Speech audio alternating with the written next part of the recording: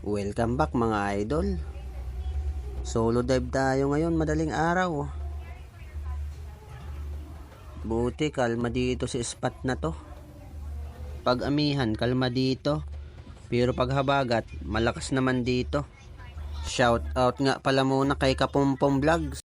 Salamat sa walang sawang panonood ng video ko, idol. At sa mga bago po, huwag niyo pong kalimutan mag-subscribe at i-turn on ang notification button upang maging updated kayo sa mga videos ko. Okay, dive na tayo. Sana makarami.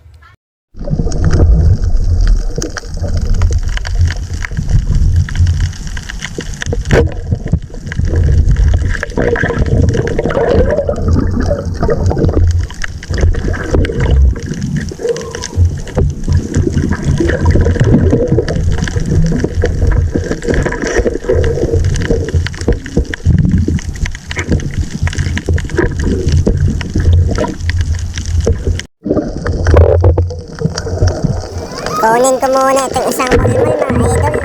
Walang-wala na kasing pang-ulam. Mahal ang isda ngayon sa palengke. Sobrang lakas kasi ng amihan. Tapos may bagyo pa. Ito nga oh, pati moong pinatos ko na. May pang-ulam lang. Isa ito sa anti-zero namin, ang moong. Matumal kasi dito sa spot na to. Kaya kahit kalmada, walang namamana dito. Ako lang, nagtsatsaga.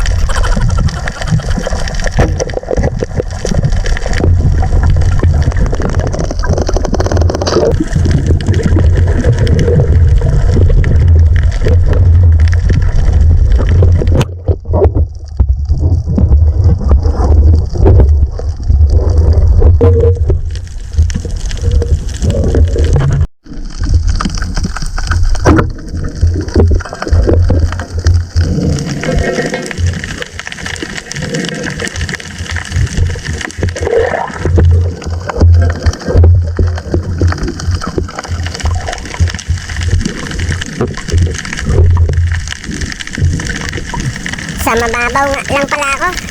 Nakakatakot kasi sa malalim. Baka may pating. Pero pag may kasama ako, napunta ako sa malalim. Ito yung pusit natin. Akala ko nga maliit lang to.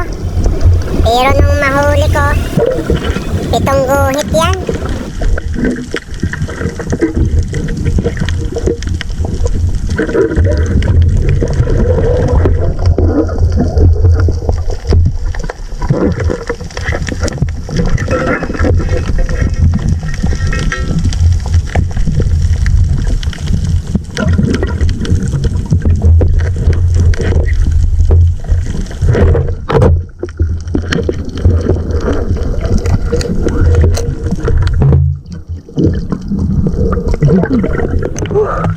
At laki mga idol.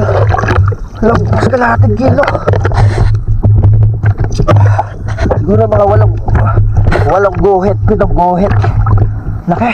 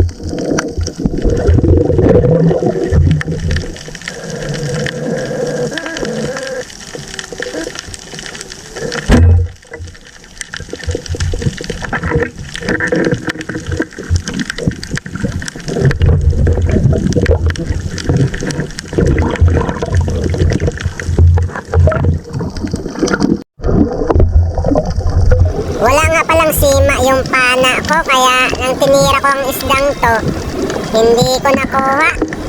Isang bangayaw o chicard snapper to. Ito ang kahinaan pag walang sima yung pana. Pag nakasuksok sa bato yung isda, hindi makuha.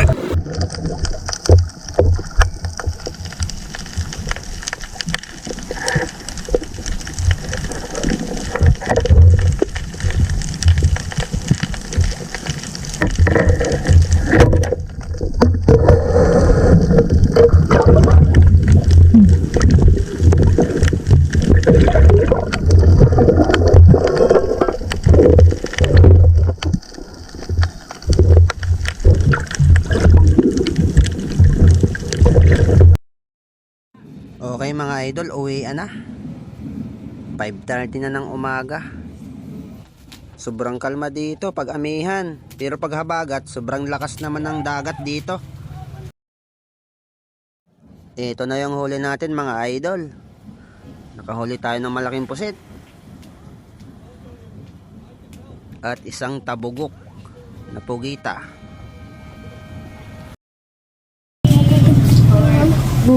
Ang laki. Pinuhuli natin. Ito naman yung ating isda.